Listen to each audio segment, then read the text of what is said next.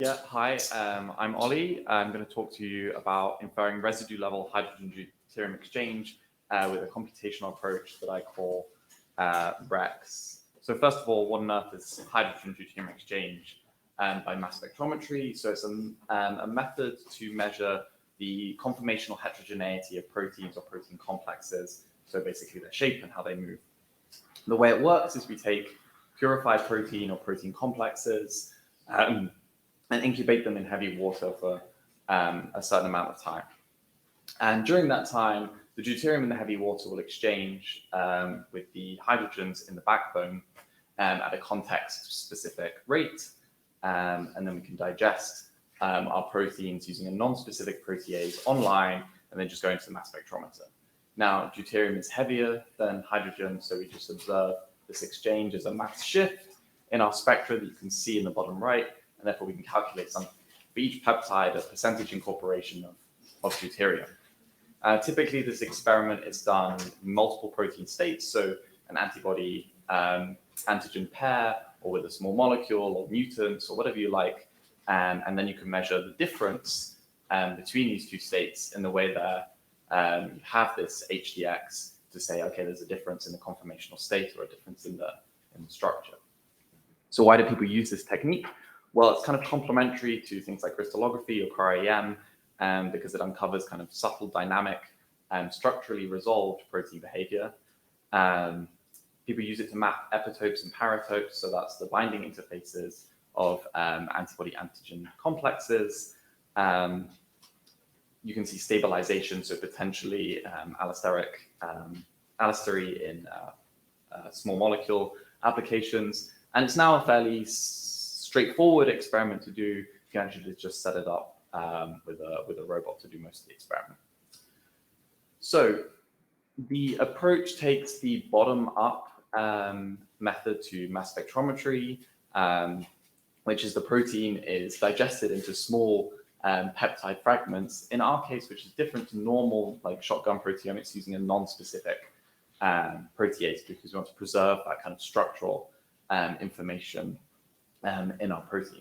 But this actually leads to some like complications for this particular kind of data. So we have this problem of redundancy. We have two overlapping peptides that might give us very similar information, but how do we combine maybe some statistical information about these two things, or how do we reconcile, something is 90% incorporated deuterium and something 70%, like, is it somewhere in between, or how exactly do we deal with that? Peptides can differ in length, so there might be 5 residues or 15 residues. Of course, a longer peptide is going to incorporate more deuterium, but it's also going to cover more structural regions. And so effects are going to look larger, but also more variable. So we need to account for this. If you're looking at differences, one peptide could, say, be deprotected in one example, so a decrease in deuterium, and an overlapping peptide have an increase in deuterium compared to some ground reference state.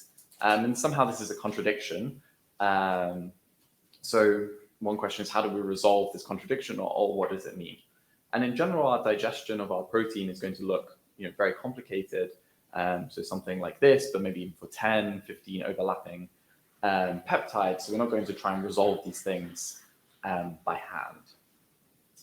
So what is the kind of apparent solution to this problem is to work at the level of residues. So this is the kind of opposite of what you would normally do in your kind of proteomics. Is you usually take your peptides and build your proteins. We want to go the opposite way and take our peptides and build our residues, because it's inherently a residue level process. And that has the advantage of the interpretation is the same for every residue. It's like incorporation for a particular residue is between 0 and 1 or 0 and 100%. And these contradictions and redundancies are just resolved by forcing consistency between some model that you have and the data. So the simplest way of solving this problem is just taking that peptide map, converting it into some coupling matrix, and saying, well, the uptake that I observed for my peptides is just that coupling matrix times these unobserved residue level uptakes. And so typically this is a rectangular matrix, so you can't invert it, but you could do a pseudo inversion, and I guess you're done. But not really. So pseudo-inversion is typically unstable. There's no reason that your deuterium uptake will be 0%, between 0 and 1 or 0 and 100. It could be negative, it could be 130%. It's not clear how we would use kind of replicate data in that framework. It doesn't exploit the fact that it was a time course experiment. Like we're inferring rates of exchange, not just any kinds of numbers. And there's no, this is kind of under-parameterized problem in some sense. So we go to typically overfit. And so I'm going to whiz through some 2 decades of people trying to solve this problem and saying, well, let's propose some model. We look at our data and kind of minimize some kind of deviance between the 2 of them. And it's fairly typical to add constraints. So deuterium uptake must be between 0 and 1. But this might still overfit. And so people introduce some kind of smoothness penalty to say, our 2 neighboring residues shouldn't have really drastically different deuterium exchange. And so you can say, well, I'm going to penalize them and encourage them to be small. So that's what that term where it says like lambda, and then this kind of penalty is trying to say. But some kind of methodological issues kind of remain. How much smoothness do we expect for a particular protein? What about uncertainty? And how do we quantify any differences between kind of 2 protein states at the residue level? So Rex is hopefully going to help us solve this problem. And what is this? So it's a Bayesian change point model. That probably doesn't mean much to anyone right at this moment, but the idea is that for each residue, we're going to assume that there's a parametric function in time. So just this logistic equation that we have here, we assume that's true for every residue, each with a kind of residue-specific exchange constant. Now, I've simplified the actual equation for this to something smaller, just for illustration purposes, but you can think of every residue has this one parameter you want to learn. And then you can think of this as a kind of spatial problem where I want 2 neighboring residues to be kind of correlated with each other. So we're going to take these exchange constants and assume that there's some unknown function that we want to learn. And this is our latent change point process. So we don't know what it is, and we're just going to have to learn it from the data. So a more kind of graphical description of that is there's some temporal model for each residue, and the parameters of these temporal models are kind of shared between neighboring residues, and we have to learn what those are. But we don't know how many parameters is sensible for our model, and so we try and infer the kind of number of parameters that is kind of optimal, this kind of change points where actually these exchange constants are different, how many, and so on. And we use this algorithm called the reversible jump MCMC. So it's just a Monte Carlo algorithm designed for problems where you have a changing dimension to your model. So the question is, yes, okay, I can infer a residue level process, but who's going to believe you? So we want to design a kind of simple benchmark experiment that could be easily repeated by other people in the field, so it's extensible. We wanted it to be accessible as well, so not require any other kind of specialist equipment like NMR. And we also wanted it to be quantitative rather than qualitative. So what we did is we took just a standard protein cytochrome C and performed our usual experiment. We swapped out the digestion column that we have for 3 different proteases. So we would generate kind of 3 different peptide maps. And what we do is we take one of those peptide maps, so one data from one experiment, train our residue level model or residue level models that we're trying to compare, and then use the other digests as a kind of holdout test sets. So in this way, we're just adding the residue level values back up to make the peptides and then comparing the difference. I don't want to labor on the next few slides for too long, but it's just to say that our method has lower error rates than others that have been proposed by people. But I think the more important thing is it does this despite other methods violating physical constraints, right? Other methods allow kind of non-monotonic like variations in deuterium incorporations. It's not actually physically possible for it to go down. And some of them have like, oh, I'm incorporating negative deuterium at this particular time. So what would a particular application actually look like? So I want to have everything controlled and know what's happening. So this is what an epitope mapping experiment would look like. So I have a protein and I'm binding an antibody, and my question is, which residues is my antibody binding at? Typically on the left-hand side, each point is a residue. In this case, everything's stratified by time vertically, and you can see this kind of general shift towards the left, suggesting that some residues are being protected on the antigen by the antibody. And then the kind of middle panel, where you're basically drawing your eyes towards this kind of like little upside down this kind of sink, where you're seeing these residues that are kind of spatially near each other are again being protected. And it's most clear if you just average over the time dimension of the model and say, well, I think it's fairly obvious which residues in the simulated example my antibody would be binding, and we can scale the pointer, this transparency, to the probability, so we have some sense of confidence in that as well. And obviously we have some level of noise in the experiment. So one application we looked at is these bromodomain containing proteins, so BRD4, they're epigenetic readers, and they're kind of a very common therapeutic target. So BRD4 has two what's called bromodomains, so these are highly conserved helical bundles that you see on the right. IBET151 binds as a non-specific binder of these bromodomains, and it binds so both bromodomain 1 and bromodomain 2.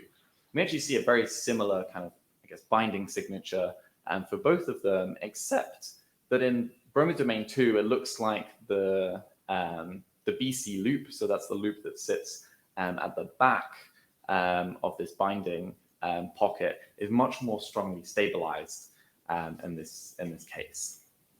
And that has to be down to the residue differences in the BC loop, but it's not clear that it's actually binding of the small molecule to one of those residues there, because actually it's quite far away. And the way we rationalize this is actually this is inherently effective, that loop being slightly more flexible in the second bromodomain as in the first bromodomain. So here we get a better understanding of the functional differences between these two bromodomains. They've kind of evolved to have different levels of flexibility despite being highly conserved between each other. Now, I've shown examples where you only have like one or two conditions you want to compare, but I've got my robot, so I can do maybe dozens of experiments. LXR alpha is a liver X receptor. It's an attractive drug target because it's involved in the regulation of the cholesterol homeostasis pathway, and its beneficial effect is attributed to the induction of this cholesterol transporter ABCA1. So when it's upregulated, more cholesterol results in efflux of cholesterol out of the body. But a lot of these drugs that kind of induce this effect also have side effects such as lipogenicity. So the question for drug discovery is, how do we balance the beneficial effects against these therapeutic side effects? So we profile 17 small molecules using this kind of approach, HDX, and this computational pipeline. And yeah, as I said before, pairwise comparisons are kind of typically infeasible. So what we do is we just apply our method, project to residues. So we have a big matrix that's just residues by small molecules, states, and just use principal component analysis on that. And that allows us to kind of quantify the kind of conformational landscape in some way. And actually, the only therapeutically approved molecule kind of sits on its own in the bottom left, saying it's kind of somehow different, and we can annotate these therapeutic properties and see actually which residues are involved in that kind of separate these classes in some way. And the great aspect of this is that the loadings of these PCA really are residues on our protein. So we can see which residues are actually involved in defining that variability within the data. Just to say that we were a Bayesian approach, and so each of these things is a kind of point estimate in the space, but there's no reason why we couldn't actually look at the variability in those approaches and kind of quantify the uncertainty we have in those changes as well, which is important for drug discovery. And also to say there's no reason we need to do this in an unsupervised way. If we're just interested in separating our molecules' kind of functional properties, we can be completely supervised as well and look for which residues are best at separating our molecules as well. And then we can, I guess, target these residues for molecular design further down the line. So just to summarize, REX is a Bayesian non-parametric method for residue-resolved hydrogen deuterium exchange mass spectrometry, has high predictive performance, and we can perform all kinds of single protein differential analysis, large-scale experimental analysis with it, and we learned something about LXR alpha's functional properties and how that links to its conformational states as well. So thank you for listening, and I want to thank these people for putting up with me.